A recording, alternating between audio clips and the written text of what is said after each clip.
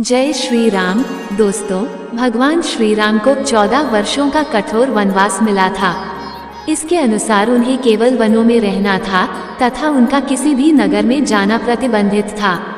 श्री राम ने अपने वचन का भली भांति पालन किया।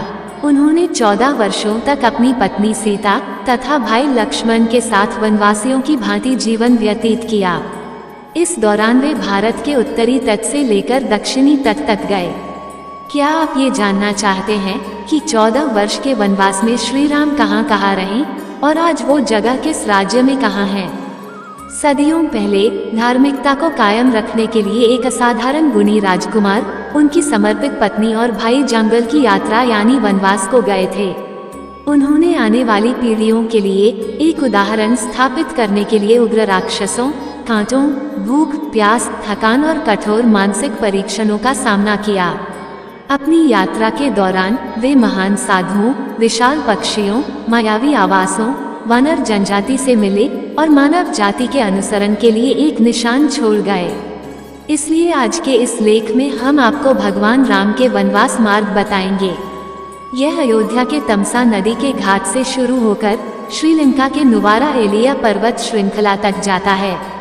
जब भगवान श्री राम को कैकेयी के रचे षड्यंत्र के तहत 14 वर्ष का वनवास मिला तो उन्होंने अपने पिता दशरथ के वचन को अपना धर्म बना लिया था। इस धर्म के तहत उन्हें 14 वर्ष तक किसी भी नगर में पैर तक नहीं रखना था। साथ ही न ही किसी तरह की राजसी या नगरीय सुख सुविधा का लाभ उठाना था। उन्हें 14 वर्षों तक वनों में रहकर कंदमूल का सेवन करना था और वनवासी की तरह जीवन यापन करना था। ऐसे में श्री राम 14 वर्षों तक वनों में ही रहे, लेकिन वे एक जगह नहीं रुके। उन्होंने उत्तर भारत से लेकर दक्षिण भारत तक की यात्रा की। अंत में वे रावण से युद्ध करने के लिए समुद्र पार कर लंका पहुंच गए। इसलिए आज के इस लेख में हम आपको केवल 14 वर्ष के वनवास में राम कहाँ रहे यही नहीं बताएंगे, बल्कि वे जहाँ जहाँ भी रुके वहाँ उन्होंने क्या कुछ किया और कितने दिन तक रहे इत्यादि की जानकारी भी देंगे। 1. तमसा नदी। सबसे पहले अयोध्या से विदा लेने के पश्चात भगवान राम रथ में बैठकर आर्य सुमंत के साथ तमसा नदी के तट तक पहुँचे। वहाँ तक अयोध्या की प्रजा भी उनके साथ आई। प्रजा उन्हें अकेले जाने देने को लेकर तैयार नहीं थी तथा उनके साथ चलने की जिद लिए बैठी थी। इसलिए उस रात श्री राम ने अपना डेरा तमसा नदी के तट पर ही डाला था। वे सूर्योदय से पहले अयोध्या की प्रजा को बिना जगाए सीता, लक्ष्मण तथा सुमंत के साथ कौशल देश की नगरी से बाहर निकल गए। 2. श्रृंगारपुर नगरी। इसके पश्चात वे अपने मित्र निषादराज गो की नगरी शिंगवेपुर के पास के वनों में पहुंचे तथा वहीं एक दिन के लिए विश्राम किया। उनके मित्र गो ने उनका बहुत आदर सत्कार किया। अगले दिन उन्होंने सुमंत को रथ लेकर अयोध्या लौट जाने का आदेश दिया तथा वहां से आगे पैदल ही यात्रा करने का निर्णय किया। फिर उन्होंने केवट के सहारे गंगा नदी को पार किया तथा उस पार कुरई गांव उतरे। 3. प्रयाग। श्री राम वनवास मार्ग का अगला पड़ाव प्रयागराज था। ऐसे में गंगा पार करके श्री राम माता सीता, लक्ष्मण तथा निषादराज गो के साथ प्रयाग चले गए। वहां उन्होंने त्रिवेणी की सुंदरता को देखा तथा आगे मुनि भारद्वाज के आश्रम पहुँचे। यहाँ उन्होंने मुनि भारद्वाज से अपने रहने के लिए उत्तम स्थान पूछा, जिन्होंने यमुना पार चित्रकूट को उत्तम बताया। 4. चित्रकूट। इसके पश्चात श्री राम ने अपने मित्र निषादराज गो को भी वहां से वापस अपनी नगरी लौट जाने का आदेश दिया। इसके बाद वे माता सीता व लक्ष्मण के साथ यमुना पार करके चित्रकूट चले गए। चित्रकूट पहुंचते ही उन्होंने वाल्मीकि आश्रम में उनसे भेंट की तथा गंगा की धारा मंदाकिनी नदी के किनारे अपनी झोपड़ी बनाकर रहने लगे। यहीं पर उनका भरत से मिलन हुआ था।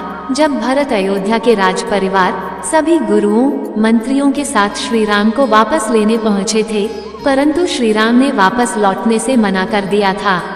इसके कुछ समय पश्चात श्री राम चित्रकूट भी छोड़कर चले गए थे। उन्हें डर था कि अब अयोध्या की प्रजा यहाँ निरंतर आती रहेगी, जिससे ऋषि मुनियों के ध्यान में बाधा पहुँचेगी। 5. दंडकारण्य। राम वनवास मार्ग में दंडकारण्य ही वह जगह है जहाँ श्री राम ने अपना सर्वाधिक समय व्यतीत किया था। हालांकि उन्होंने एक जगह स्थायी आवास न बनाकर अलग अलग जगहों पर रहना चुना था। दंडकारण्य के वनों में पहुंचकर सर्वप्रथम उन्होंने ऋषि अत्रि तथा माता अनुसुया से उनके आश्रम में जाकर भेंट की। माता अनुसुया से माता सीता को कई बहुमूल्य रत्न, आभूषण तथा वस्त्र प्राप्त हुए। ऋषि अत्रि से ज्ञान पाकर वे आगे बढ़ गए। इसके पश्चात उनका सामना राक्षस से हुआ, जिसका उन्होंने वध किया। तब वे शरभ ऋषि से मिले, जिनकी मृत्यु समीप ही थी। श्री राम से भेंट के पश्चात ऋषि शरभ ने अपने प्राण त्याग दिए तथा प्रभु धाम में चले गए। इसके पश्चात भगवान राम दंडकारण्य के वनों में घूम घूम कर राक्षसों का अंत करने लगे। 6. पंचवटी। श्री राम गोदावरी नदी के किनारे पंचवटी में अपनी कुटिया बनाकर रहने लगे, जहां उनकी भेंट जटायु से हुई। जटायु उनकी कुटिया की रक्षा में प्रहरी के तौर पर तैनात रहते थे। इसी स्थल पर शूर्पणखा ने श्री राम को देखा था तथा माता सीता पर आक्रमण करने का प्रयास किया था। तब लक्ष्मण ने उसकी नाक काट दी थी। इसके बाद उनका रावण के भाई खर व दूषण से युद्ध हुआ और श्री राम ने उनकी राक्षसी सेना समेत वध कर डाला। कुछ समय बाद रावण ने अपने मामा मारीच की सहायता से माता सीता का अपहरण कर लिया। रावण ने उनकी सुरक्षा में तैनात जटायु का भी वध कर डाला। भगवान श्री राम तथा लक्ष्मण माता सीता को ढूंढते हुए वहां से निकल गए।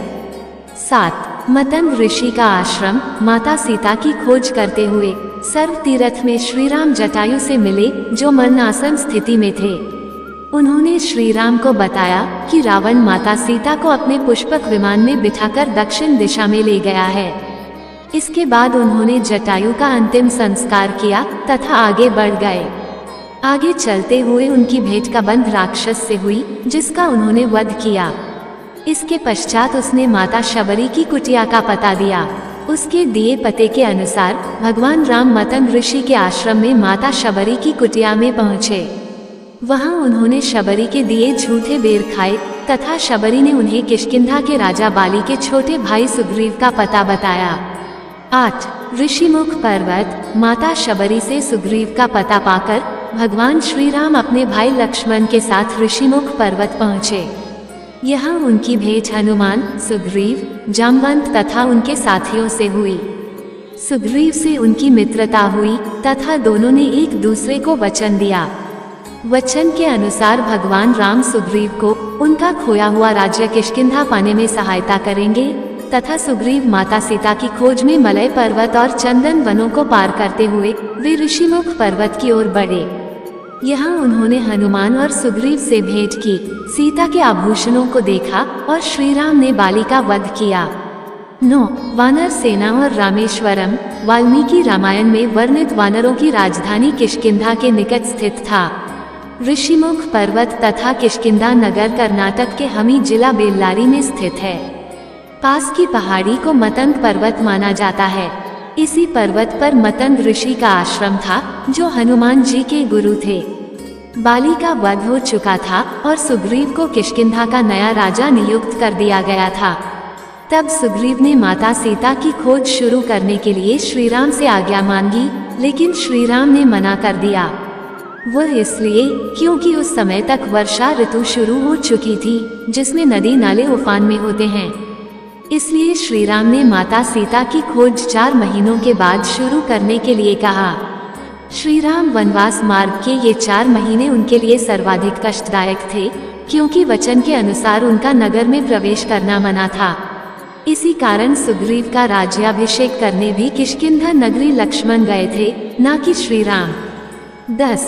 रामेश्वरम। 4 माह के पश्चात जब माता सीता की खोज आरंभ हुई, तब हनुमान ने लंका में उन्हें ढूंढ निकाला। श्री राम को इसकी सूचना दी गई तथा वे संपूर्ण वानर सेना के साथ रामेश्वरम में पहुँचे। इस स्थल का नाम भी उन्होंने स्वयं दिया, क्योंकि यहाँ उन्होंने शिवलिंग की स्थापना की थी, जिसे उन्होंने राम का ईश्वर बताया। इसलिए इस स्थल का नाम रामेश्वरम पड़ा। वहाँ से उन्होंने वानर सेना की सहायता से समुद्र पर 100 योजन का पुल बनाया, जो भारत के धनुषकोडी से शुरू होकर श्रीलंका के मन्नार द्वीप को जोड़ता था। इसके पश्चात इस राम सेतु की सहायता से भगवान श्री राम वानर सेना के साथ लंका चले गए। रामेश्वरम समुद्र तट एक शांत समुद्र तट है और यहाँ का छिछला पानी तैरने और सनबेरिंग के लिए आदर्श है। रामेश्वरम प्रसिद्ध हिंदू तीर्थ केंद्र है। महाकाव्य रामायण के अनुसार भगवान श्री राम ने लंका पर चढ़ाई करने के पहले यहाँ भगवान शिव की पूजा की थी। रामेश्वरम का शिवलिंग श्री राम द्वारा स्थापित शिवलिंग है। 11 नुवारा एलिया पर्वत श्रृंखला रावण का महल लंका के बीच में स्थित था तथा ये गुफाएं वहां से लगभग 90 किलोमीटर दूर थीं। लंका पहुंचकर श्री राम ने अपना डेरा यहीं डाला था तथा रावण के साथ भीषण युद्ध किया था। अंत में उन्होंने रावण के सभी भाई बंधुओं, योद्धाओं, सेनापतियों समेत उसका विनाश कर दिया था तथा माता सीता को उसके चंगुल से मुक्त करवा लिया था। इस तरह से श्री राम वनवास मार्ग यहीं तक था। इसके बाद श्री राम ने विधि अनुसार लंका का नया राजा रावण के छोटे भाई विभीषण को नियुक्त किया। उसके बाद वे पुष्पक विमान में बैठकर अयोध्या के लिए निकल पड़े। बीच में वे भारद्वाज मुनि के आश्रम तथा अपने मित्र निषादराज से मिलने के लिए रुके थे। 12 शबरी का आश्रम तुंगभद्रा और कावेरी नदी को पार करते हुए राम और लक्ष्मण चले सीता की खोज में। जटायु और कबंध से मिलने के पश्चात वे ऋषिमुख पर्वत पहुँचे। रास्ते में वे पंपा नदी के पास शबरी आश्रम भी गए जो आजकल केरल में स्थित है। शबरी जाति से भीलनी थी और उनका नाम था श्रमण पंपा। तुंगभद्रा नदी का पुराना नाम है। इसी नदी के किनारे पर हम्पी बसा हुआ है। पौराणिक ग्रंथ रामायण में हम्पी का उल्लेख वानर राज्य किष्किंधा की राजधानी के तौर पर किया गया है। केरल का प्रसिद्ध सबरम मंदिर तीर्थ इसी नदी के तट पर स्थित है। 13 कोड़ीकराई हनुमान और सुग्रीव से मिलने के बाद श्री राम ने वानर सेना का गठन किया और लंका की ओर चल पड़े। तमिलनाडु की एक लंबी तटरेखा है जो लगभग 1000 किलोमीटर तक विस्तारित है। कोड़ीकराई समुद्र तट वेलांगनी के दक्षिण में स्थित है जो पूर्व में बंगाल की खाड़ी और दक्षिण में पालक स्ट्रेट से घिरा हुआ है। यहाँ श्री राम की सेना ने पड़ाव डाला और श्री राम ने अपनी सेना को कोड़ीकराई में एकत्रित कर विचार विमर्श किया। लेकिन राम की सेना ने उस स्थान के सर्वेक्षण के बाद जाना कि यहाँ से समुद्र को पार नहीं किया जा सकता और यह स्थान पुल बनाने के लिए उचित भी नहीं है। तब श्री राम की सेना ने रामेश्वरम की ओर कूच किया। 14 धनुषकोडी वाल्मीकि के अनुसार 3 दिन की खोजबीन के बाद श्री राम ने रामेश्वरम के आगे समुद्र में वह स्थान ढूंढ निकाला जहां से आसानी से श्रीलंका पहुंचा जा सकता हो। उन्होंने नल और नील की मदद से उक्त स्थान से लंका तक का पुनर्निर्माण करने का फैसला लिया। धनुषकोडी भारत के तमिलनाडु राज्य के पूर्वी तट पर रामेश्वरम द्वीप के दक्षिणी किनारे पर स्थित एक गांव है। धनुषकोडी पंबन के दक्षिण पूर्व में स्थित है। धनुषकोडी श्रीलंका में तलमन्नार से करीब 18 मील पश्चिम में है। इसका नाम धनुषकोडी इसलिए है क्योंकि यहाँ से श्रीलंका तक वानर सेना के माध्यम से नल और नील ने जो पुल राम सेतु बनाया था उसका आकार मार्ग धनुष के मानंद है। इन पूरे इलाकों को मन्नार समुद्री क्षेत्र के अंतर्गत माना जाता है। धनुषकोडी ही भारत और श्रीलंका के बीच एकमात्र स्थलीय सीमा है जहां समुद्र नदी की गहराई जितना है जिसमें कहीं कहीं भूमि नजर आती है। 15 तुंगभद्रा सर्व तीर्थ और पर्णशाला के बाद श्री राम, लक्ष्मण, सीता की खोज में तुंगभद्रा तथा कावेरी नदियों के क्षेत्र में पहुंच गए। तुंगभद्रा व कावेरी नदी क्षेत्रों के अनेक स्थलों पर वे सीता की खोज में गए। 16 सर्व तीर्थ नासिक क्षेत्र में शूर्पणखा, मारीच और खर व दूषण के वध के बाद ही रावण ने सीता का हरण किया और जटायु का भी वध किया था जिसकी स्मृति नासिक से 56 किलोमीटर दूर ताके गांव में सरवती नामक स्थान पर आज भी संरक्षित है। जटायु की मृत्यु सर्व तीर्थ नाम के स्थान पर हुई जो नासिक जिले के इगतपुरी तहसील के ताके गांव में मौजूद है। इस स्थान को सरवती इसलिए कहा गया क्योंकि यहीं पर मरणासन जटायु ने सीता माता के बारे में बताया था। राम जी ने यहाँ जटायु का अंतिम संस्कार करके पिता और जटायु का श्राद्ध तर्पण किया था। इसी तीर्थ पर लक्ष्मण रेखा थी। 17 पर्णशाला आंध्र प्रदेश में खमाम जिले के भद्राचलम में स्थित है।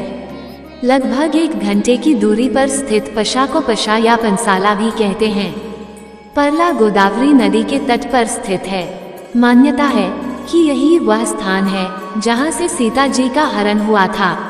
हालांकि कुछ मानते हैं कि इस स्थान पर रावण ने अपना विमान उतारा था। इस स्थल से ही रावण ने सीता को पुष्पक विमान में बिठाया था, यानी सीता जी ने धरती यहाँ छोड़ी थी। इसी से वास्तविक हरण का स्थल यह माना जाता है। यहाँ पर राम सीता का प्राचीन मंदिर है। जय श्री राम। दोस्तों, आपको ये जानकारी कैसी लगी कृपया कमेंट करके जरूर बताएं। वीडियो पसंद आया हो तो लाइक करें और अपने दोस्तों के साथ शेयर करें।